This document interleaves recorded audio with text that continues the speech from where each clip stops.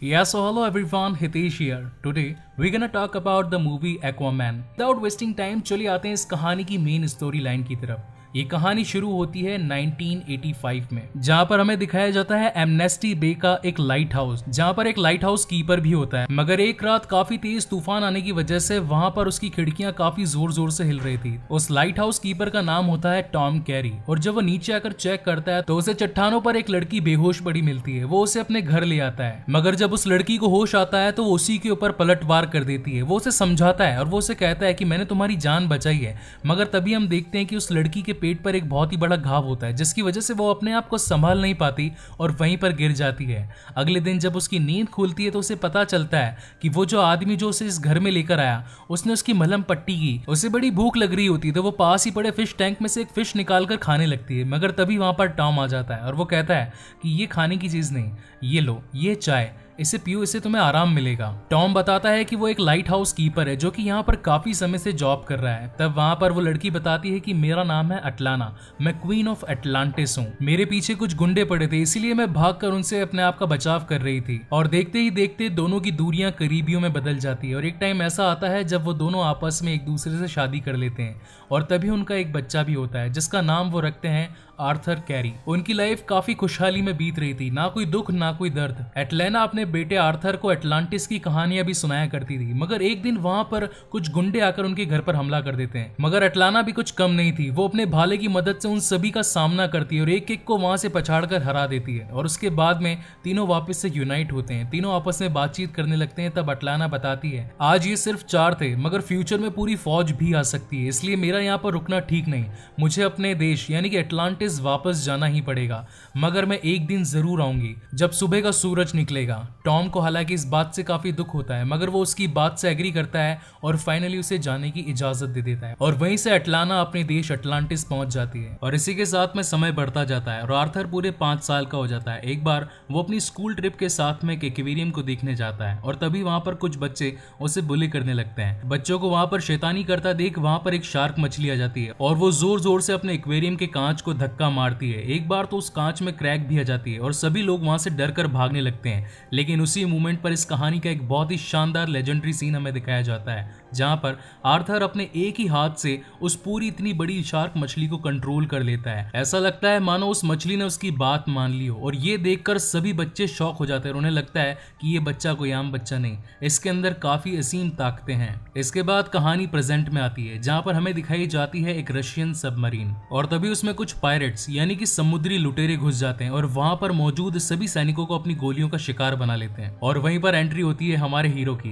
यानी कि एक्वामैन की, और वो एक एक करके सभी को मारता जाता है। उस पर गोलियों का कुछ असर नहीं होता और साथ ही उसमें इतनी सुपर ह्यूमन स्ट्रेंथ होती है कि वो किसी को भी अपने एक हाथ से उठाकर फेंक सकता था। एक्वामैन उन सभी पायरेट्स को मारता मारता सबमरीन के उस कक्ष में जा पहुंचता है जहां पर बाकी सभी सैनिक अपनी जान बचाने के लिए छिपे होते हैं, और वो अपनी ताकत से वहां का दरवाजा खोल देता है और उन सभी की जान बचा लेता है और उन सभी को वहां से बाहर निकाल देता है। मगर वहां मौजूद पायरेट गिरोह का सरदार, जिसे ये बात बिल्कुल पसंद नहीं थी, वो उस पर हमला करने लगता है। तो इसी बात से एक्वामैन को भी काफी गुस्सा आ जाता है और वो भी उस पर जवाबी हमला करता है। उसी बीच में उस सरदार का बेटा, जिसका नाम होता है डेविड, वो भी अपने पिता का साथ निभाने के लिए वहां पर पहुंच जाता है, मगर एक्वामैन का सामना नहीं कर पाता। उनकी इस घमासान लड़ाई के बीच में एक बहुत ही बड़ी मिसाइल उसके पिता के पैरों पर गिर जाती है और वहां पर ब्लास्ट होने की वजह से उस सबमरीन में पानी आने लगता है। तब वहां पर डेविड एक्वामैन यानी कि आर्थर कैरी को अपने पिता की मदद करने के लिए कहता है, लेकिन तब वहां पर आर्थर कैरी कहता है कि तुमने आज तक लोगों का नुकसान ही किया है और अब वक्त है जब ये समुद्र तुम्हारा नुकसान करेगा। और वो बिना उसके पिता की जान बचाए वहां से निकल जाता है।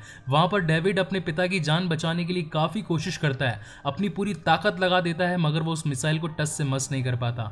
और एक मोमेंट ऐसा आता है जब उसके पिता उसे अपना एक चाकू देते हैं और कहते हैं कि ये अब तुम्हारी जिम्मेदारी है और साथ ही तुम अब यहाँ से निकल जाओ, वरना मेरे साथ साथ तुम भी मारे जाओगे। मगर डेविड वहां से नहीं जाना चाहता था, वो अपने पिता की जान बचाए बिना वहां से नहीं निकलना चाहता था। तो फाइनली उसके पिता वहां पर एक बॉम्ब निकालते हैं और उसकी चाबी निकालकर फेंक देते हैं और वो कहते हैं कि अगर तुम यहाँ से नहीं निकले तो इस पूरे के पूरे सबमरीन में एक बहुत ही बड़ा धमाका होगा। और फाइनली डेविड को वहां से निकलना ही पड़ता है, लेकिन उसके मन में गुस्सा भर जाता है आर्थर कैरी यानी कि एक्वामैन के लिए, और वो उससे बदला लेने के लिए अपनी किसी भी हद तक जा सकता था। वहां से निकलकर आर्थर अपने पिता के पास में मिलने जाता है, जिनका नाम होता है टॉम कैरी, और तब वो उनसे कहता है कि आप आज भी उनका इंतजार कर रहे हैं। तब वहां पर टॉम कहते हैं कि बेटा वो तुम्हारी माँ है और उसने मुझसे वादा किया था कि वो मुझसे सुबह के सूरज के साथ में मिलने जरूर आएगी।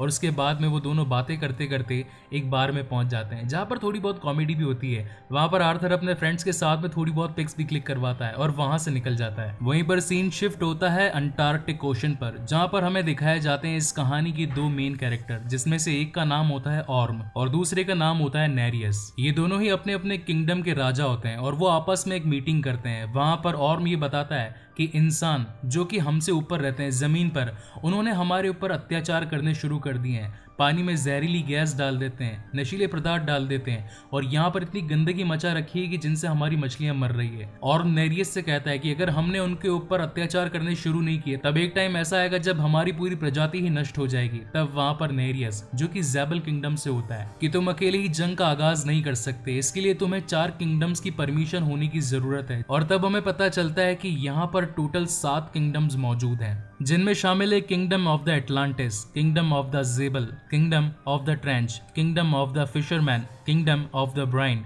किंगडम ऑफ द डेजर्टर और या फिर कह सकते हैं द मिसिंग किंगडम। और लास्ट में आता है किंगडम द बियॉन्ड सी, जिसे हम द लॉस्ट किंगडम भी कह सकते हैं। टोटल 7 किंगडम्स में से अगर कोई 4 किंगडम साथ में मिल जाएं तो वो अग्रसर हो सकते हैं लड़ाई के लिए, यानी कि उनके पास में पावर होती है कि वो इंसानी जाति के ऊपर हमला कर सके। मगर नेरियस ऑर्म की बातों से सहमत नहीं होता। वो उससे कहता है कि अगर कुछ इंसान बुरे हैं तो कुछ इंसान अच्छे भी हैं, जो कि हम मछलियों का फायदा चाहते हैं। और जब उन दोनों की बातें चल ही रही होती है तभी वहां पर एक रशियन सबमरीन से हमला हो जाता है। वहां पर बड़े बड़े मिसाइल्स के साथ में उन सभी को जान से मारने की कोशिश की जाती है और फाइनली ऑर्म और नेरियस को गुस्सा आ जाता है। ऑर्म जिसके सैनिक होते हैं शार्क पर सवार और वहीं नेरियस जिसके सैनिक सवार होते हैं सी हॉर्सेस पर, वो सभी उस सबमरीन के हमले से बचने की कोशिश करते हैं। मगर तभी ऑर्म पहुंच जाता है अपने ट्राइडेंट के साथ में उस पूरे के पूरे सबमरीन को खत्म करने के लिए।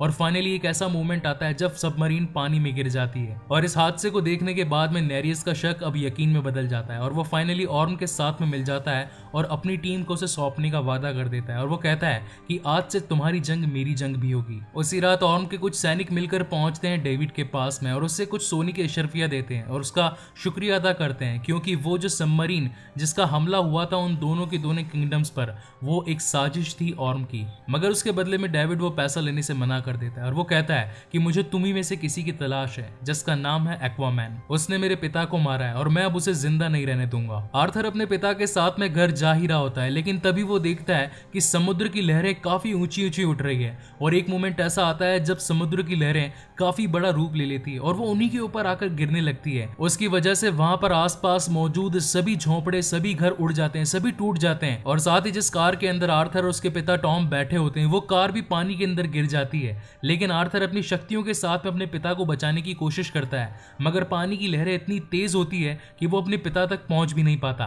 और तभी वहां पर एक चमत्कार होता है, वहां पहुंच जाती है इस कहानी की एक लीड हीरोइन जिसका नाम है मैरा और वो वहां पहुंचकर अपनी शक्तियों के साथ में उसके पिता को बचा लेती है। आर्थर उसका शुक्रिया अदा करता है, लेकिन तब मैरा कहती है कि तुम्हें मेरे साथ चलना होगा, तुम अटलांटिस के वारिस हो और हमें तुम्हारी मदद की जरूरत है। तब वहां पर आर्थर उसे आने के लिए मना कर देता है। वो कहता है कि जिन लोगों ने मेरी माँ को मारा मैं अब उनके पास में नहीं आना चाहता। अगले दिन न्यूज में दिखाया जाता है कि रात को आई बाढ़ की वजह से काफी सारे घर टूट गए, साथ ही समुद्रों के अंदर जो भी गंदगी भरी पड़ी थी वो अब जमीन पर आने लगी है। कुछ लोगों का तो ये मानना था कि समुद्र के प्राणी अब हमसे बदला लेना चाहते हैं, लेकिन कुछ ये समझते थे कि वो तो बस एक नॉर्मल सा अर्थक्वेक था। मेरा आर्थर से पूछती है कि आखिर क्या रीजन है जिसकी वजह से तुम अटलांटिस वापस नहीं लौटना चाहते, क्योंकि तुम वहां के राजा हो और अगर तुम समय रहते वहां तक नहीं पहुंचे तो तुम्हारा सौतेला भाई जिसका नाम है ऑर्म, वो इस इंसानी जाति पर अपना कहर बरसाता रहेगा। उसने जंग का आगाज कर दिया है और उसे रोकने के लिए तुम्हें गद्दी पर बैठना ही पड़ेगा। और तभी आर्थर उसे लेकर जाता है अपने फ्लैशबैक में। जब आर्थर 13 साल का था तो उसे लड़ाई का प्रशिक्षण देने के लिए अटलांटिस की क्वीन यानी कि एटलाना ने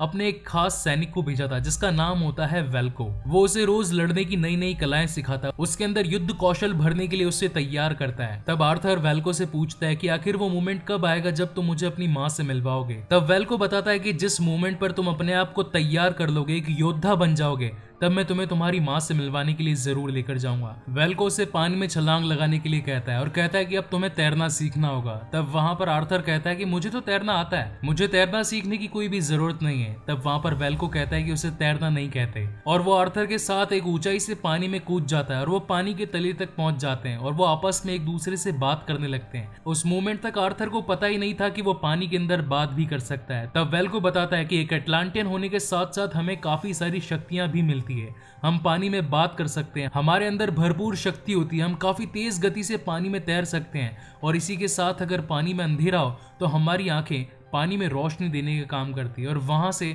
हमें ये पूरी मूवी एटलांटियंस की नजरों से दिखाई जाती है। कहानी वापस से अपनी मेन टाइमलाइन में आती है जहां पर मेरा आर्थर को अटलांटिस शहर के अंदर लेकर जाती है। वहां पर भी हमारी तरह ही ट्रैफिक रूल्स होते हैं। तब वहां पर आर्थर कहता है कि तो पानी है, तुम तो ऊपर से भी निकल सकते हो। लेकिन तब वहां पर मेरा बताती है कि ऊपर मौजूद हाइड्रा कैनन से कोई भी नहीं बच सकता। यहाँ के कुछ रूल्स एंड रेगुलेशंस हैं, अगर हम उन सभी को फॉलो नहीं करेंगे तो हमारी जान खतरे में होगी। और वहां से दोनों मिलने के लिए पहुंच जाते हैं एक शिप में।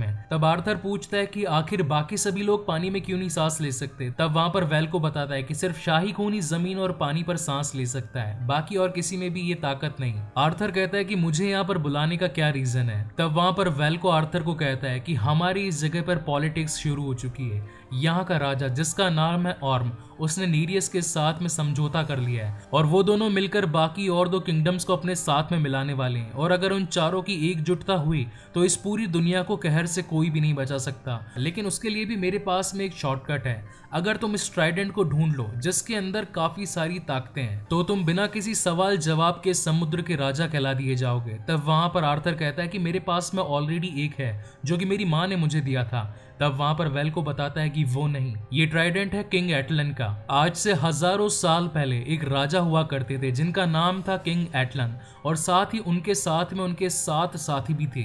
एक महान किंग होने के साथ साथ वो अटलांटिस के सबसे पहले दावेदार भी थे जिनके पास में एक ट्राइडेंट था जो कि बना था पोसाइडन के लोहे से। उस ट्राइडेंट में इतनी शक्ति थी कि वो किसी भी जाति प्रजाति को एक नए दौर में पहुंचा सकती थी।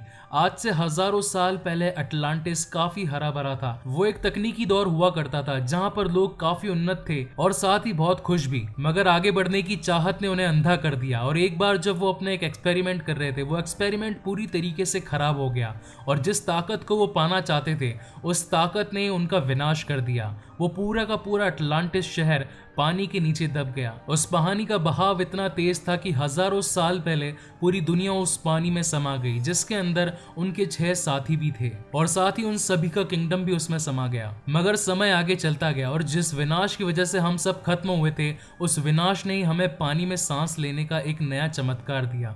हम सभी के अंदर कुछ अनोखी अनोखी शक्तियां आ गई। कुछ ही समय पहले हमारे पुरातत्व विभाग को एक छोटा सा उपकरण मिला। ये उपकरण हो ना हो मगर लगता है कि ये उसी किंगडम ऑफ डेजर्टर से आया है जहां पर किंग ऑफ एटलन का वो ट्राइडेंट बना था जिसके अंदर अपार शक्ति भरी है। और मुझे लगता है कि अगर इस उपकरण को तुम किंगडम ऑफ डेजर्टर में लेके जाओगे तो वहां पर तुम्हें किंग एटलन के कुछ न कुछ राज जरूर मिलेंगे, क्योंकि अब ये ट्राइडेंट खो चुका है, किसी को भी इसके बारे में पता नहीं है। ये बातें अब जैसे किस्से कहानियों की लगा करती है, मगर ये झूठ नहीं, ये सच है और बस जरूरत है तुम्हें इसे ढूंढने की। उनके बीच में ये बातें चली रही होती है लेकिन वहां पर हमला हो जाता है वहीं के कुछ सैनिकों का। पहले तो वहां पर व्हाइट सोल्जर्स आते हैं जो कि एक एक करके आर्थर पर हमला करने लगते हैं, मगर आर्थर की शक्ति इतनी थी कि वो सभी उसके सामने टिक नहीं पाए। और उसके बाद में वहां पर आ जाते हैं रेड सोल्जर्स जो कि ट्रेंड किए गए थे स्पेशली फाइटिंग के लिए। मगर आर्थर भी कुछ कम नहीं था, वो भी उन सभी का जमकर मुकाबला करता है और वहीं हमें दिखाई जाती है एक आइकॉनिक फाइट आर्थर और साथ ही रेड सोल्जर्स के बीच में। मगर इस लड़ाई में उनकी संख्या ज्यादा होने की वजह से आर्थर वहां पर हार जाता है और उसे बंदी बनाकर पेश किया जाता है किंग ऑर्म के सामने। वो आर्थर से कहता है कि मैं तुम्हारे बारे में सब जानता हूँ, तुम मेरी माँ के सौतेले बेटे हो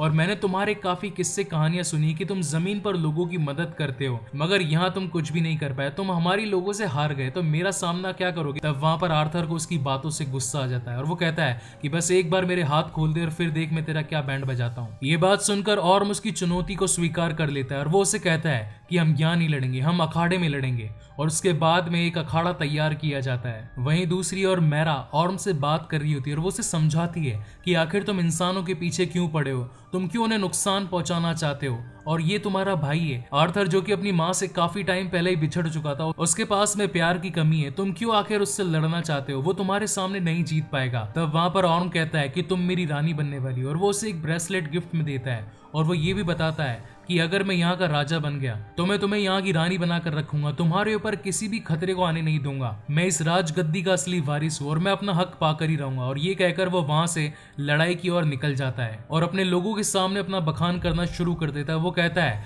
कि एक ऐसा इंसान जो कि हाफ ब्रीड है, आधा जमीनी और आधा पानी का, वो यहाँ पर आया है मेरा मुकाबला करने के लिए, मुझसे मेरा तख्त छीनने के लिए, क्या वो जीत पाएगा? तब वहां पर सभी लोग चिल्लाते हैं, वो उसका हौसला बढ़ाते हैं, मगर तभी वहां पर पहुंच जाता है एक्वामैन और फिर शुरू होती है इस कहानी की सबसे शानदार फाइट। इस फाइट के CGI, इस फाइट के VFX और साथ ही इस मूवी को जिस तरीके से डायरेक्ट किया है, लिटरली गाइस ये सब कुछ एक काबिले तारीफ था। MCU की एंड गेम और साथ ही इन्फिनिटी वॉर के बाद में अगर मुझे किसी मूवी के CGI और VFX और साथ ही आर्टिफिशियल इंटेलिजेंस अगर किसी की मूवी के पसंद आए हो तो वो DC की एक्वामैन है, और इसी वजह से ये DC की मेरी one of the favourite movie भी है। ऑर्म के पास में होता है उसके पिता का ट्राइडेंट और वहीं आर्थर के पास में होता है उसकी माँ का ट्राइडेंट, मगर पानी में फाइट होने की वजह से वहां पर ऑर्म का अपर हैंड होता है और वो भारी पड़ने लगता है आर्थर पर, और एक मोमेंट ऐसा आता है जब वो वार कर करके उसका ट्राइडेंट तोड़ देता है। आर्थर बिल्कुल टूट सा जाता है क्योंकि उसे वो ट्राइडेंट उसकी माँ ने दिया था, और वो हार स्वीकार कर लेता है। और जैसे ही ऑर्म उसे मारने वाला होता है, लेकिन वहां पर पहुंच जाती है मैरा आर्थर की जान बचाने के लिए, और वो आर्थर को वहां से निकाल कर ले जाती है। वहां से दोनों डेजर्टर किंगडम की तलाश में निकलते हैं और फाइनली वो मोमेंट आता है जब काफी ढूंढने के बाद में वो उस जगह पर पहुंच जाते हैं जहां पर वो हथियार खाना हुआ करता था, जहां पर सारे के सारे हथियार बनाए जाते थे। मगर जब वो उस इक्विपमेंट को उसकी मशीन में फिट करते हैं तो वो इक्विपमेंट चालू ही नहीं होता। तब वहां पर वो दोनों परेशान हो जाते हैं। आर्थर कहता है कि हजारों साल पुरानी मशीन है, तब तक तो ये पूरा का पूरा पानी में डूबा हुआ था, अब अगर पानी नहीं है तो ये शुरू कहां से होगा। और तभी वहां पर मैरा को एक आइडिया आता है और वो उसके सर का पसीना लेकर एक बूंद उस मशीन के ऊपर गिरा देती है, जिसकी वजह से वो पूरी मशीन वहां से एक्टिवेट हो जाती है। और फिर हमें दिखाया जाता है किंग एटलन का एक होलोग्राफिक मैसेज, और वो बताते हैं कि आज से हजारों साल पहले जब मैंने अपनी ताकत को बढ़ाने के लिए उस ट्राइडेंट का यूज किया तो पूरी की पूरी प्रजाति पानी में समा गई। इस बात से अपने आप को सजा देने के लिए मैंने एक अकेले और शांतपन की जिंदगी चुनी, जिसकी वजह से मैं यहाँ पर आ गया। इस ट्राइडेंट में इतनी शक्ति है कि अगर ये किसी के पास में आ गया तो वो पूरे समुद्र पर राज करेगा, और अगर ये किसी गलत हाथों में लग जाता तो वो काफी विनाश भी कर सकता था। इसी वजह से मैंने उसे एक ऐसी जगह पर छिपा दिया जहां पर कोई भी उसका पता ना लगा सके, मगर जब मेरा सच्चा वारिस आएगा तो वही उसे निकाल पाएगा, और उसके लिए मेरे पास में एक छोटा सा क्लू भी है। और उसका होलोग्राफिक वहां से गायब हो जाता है और वहां से निकल कर आती है एक छोटी सी बोतल। उस बोतल के अंदर उन्हें मिलते हैं आगे के कोऑर्डिनेट्स, जिसमें उन्हें पता चलता है कि उन्हें दुनिया के अंतिम छोर पर जाना है। वहां पर जाकर एक उथल पुथल बोतल वहां का रास्ता दिखाएगी जहां पर वो ट्राइडेंट मौजूद है, और वहां से दोनों निकल पड़ते हैं अपनी एक नई जर्नी के लिए। वहां से वो दोनों पहुंच जाते हैं सिसिली, इटली में।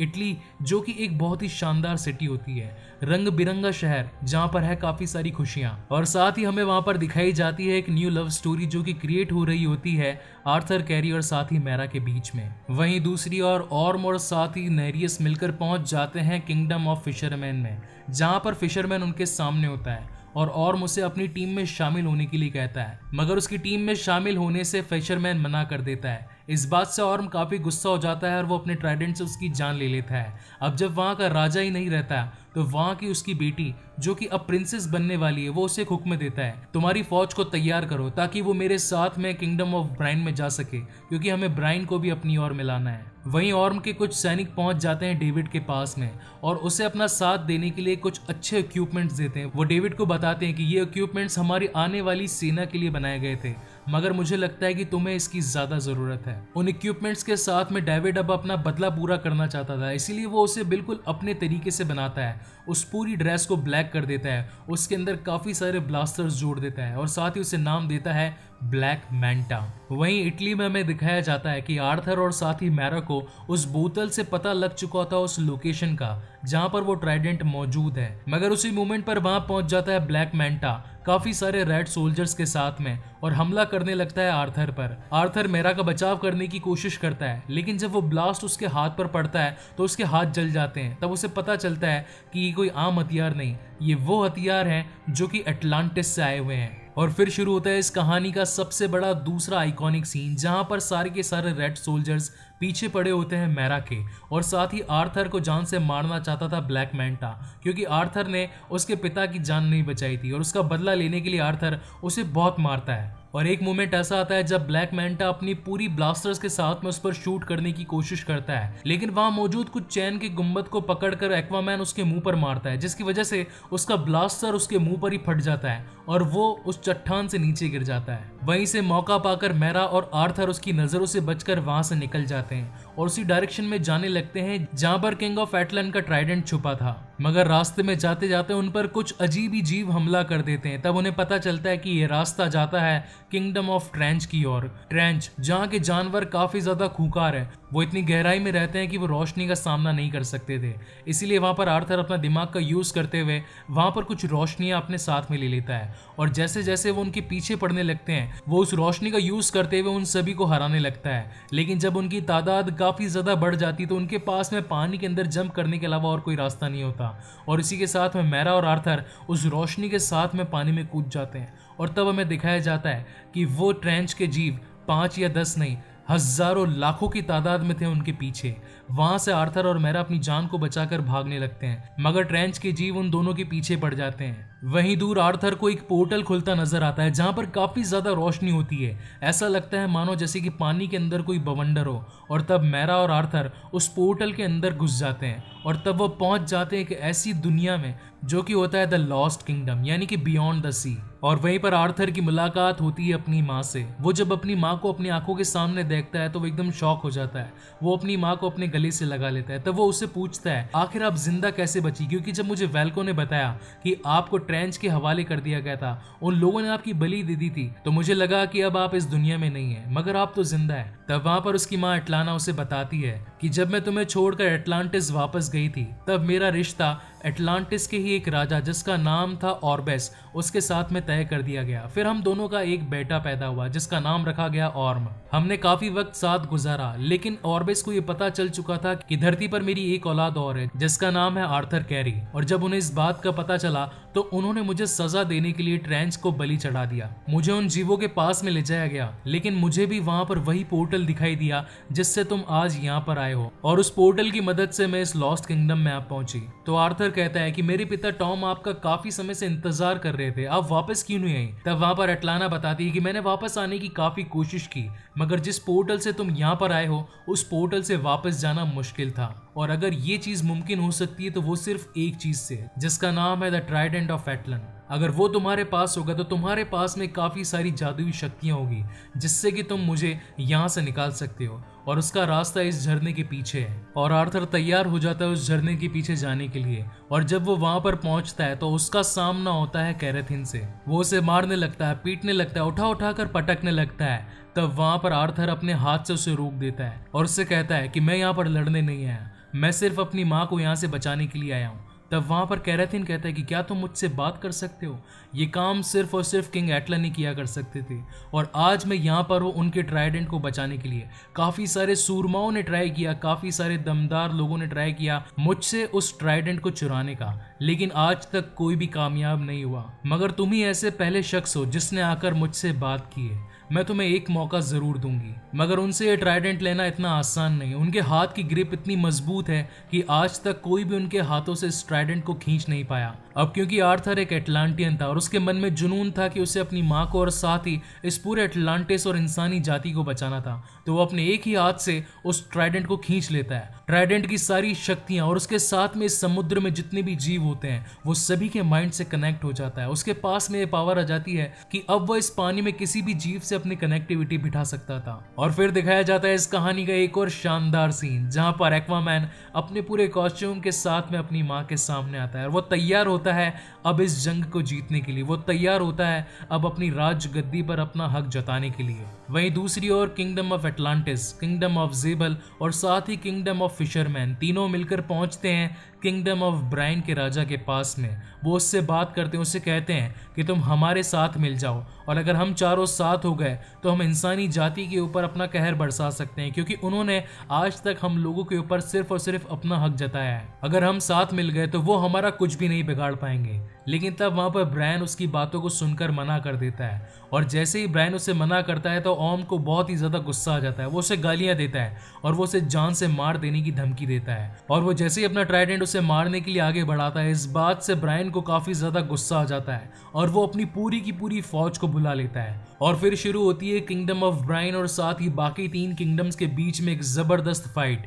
पानी के सभी जीव आपस में एक दूसरे के ऊपर हमला करना शुरू कर देते हैं, वो एक को भी नहीं छोड़ते हैं। मगर उसी लड़ाई को रोकने के लिए वहां पहुंच जाता है हमारा हीरो यानी कि एक्वामैन उस कैरेथिन के साथ में।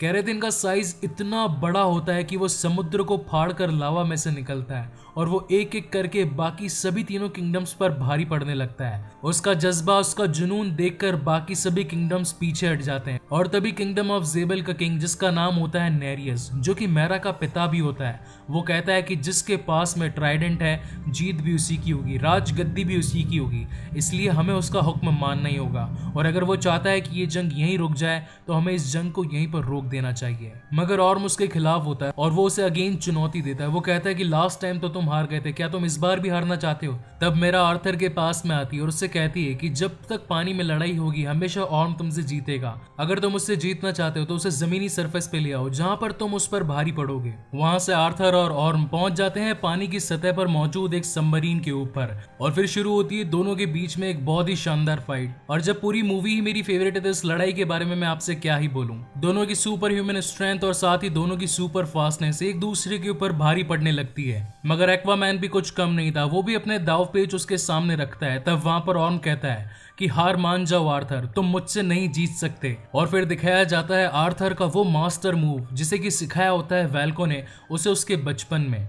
वो अपने ट्राइडेंट को बहुत ही स्पीड में घुमाने लगता है और उस पर बार बार हमला करता है, लेकिन वो बार बार उसमें असफल हो जाता है। वो उसका सामना कर ही नहीं पाता और एक मोमेंट ऐसा आता है जब आर्थर उसकी जान लेने वाला होता है, लेकिन तभी वहां पर पहुंच जाती है उन दोनों की माँ यानी कि क्वीन ऑफ अटलाना और वो उन्हें लड़ता देखकर उन्हें वहां से रोक देती है। अपनी माँ को अपनी आंखों के सामने देखकर ऑर्म की आंखों में भी आंसू आ जाते हैं और वो उस लड़ाई को वहीं पर रोक देता है। इसी के साथ आर्थर ये ऐलान करता है कि अब वो है हकदार और वो इस राजगद्दी का असली मालिक एक्वामैन। वहां से अटलाना टॉम से मिलने के लिए पहुंच जाती है और ये वही सुबह का सूरज होता है जिसका टॉम ने बरसों से इंतजार किया होता है और फाइनली दोनों एक हो जाते हैं और इसी हैप्पी एंडिंग के साथ में ये मूवी यहीं पर खत्म होती है। इस मूवी के पोस्ट क्रेडिट सीन में हमें दिखाया जाता है डेविड यानी कि ब्लैक मैंटा और वो फिर से तैयार होता है अपने पिता की मौत का बदला लेने का और इसी के साथ ये मूवी यहीं पर खत्म होती है। सो गाइज, आपको ये वीडियो कैसा लगा प्लीज मुझे लाइक और कमेंट करके जरूर बताइएगा और अगर आप मेरे चैनल पर नए आए हैं तो प्लीज इस चैनल को सब्सक्राइब जरूर कीजिएगा। Thank you so much